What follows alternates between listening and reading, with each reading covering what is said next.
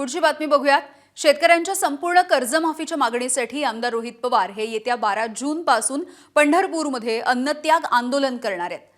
अन्नदात्यासाठी अन्नत्याग आंदोलन हे आमदार रोहित पवार करणार आहेत आणि पंढरपूरच्या छत्रपती शिवाजी महाराज चौकामध्ये विठ्ठलाचं दर्शन घेऊन रोहित पवार हे आपलं आंदोलन सुरू करतील।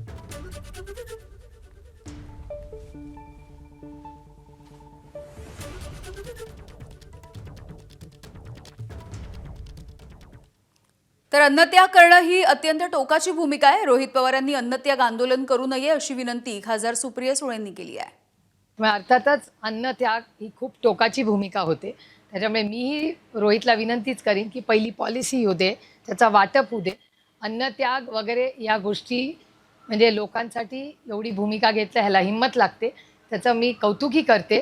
पण पहिलं पॉलिसी काय आहे हे सगळं समजून घेऊया आणि मगच करू। आणि अर्थातच माझी विनंतीच राहील की कोणीही म्हणजे रोहितनी पण आणि कोणीच अन्नत्याग वगैरे करू नये। मोठी लढाई आहे आणि या लढाईसाठी आपण सगळ्यांनी ताकदीने उतरलं पाहिजे।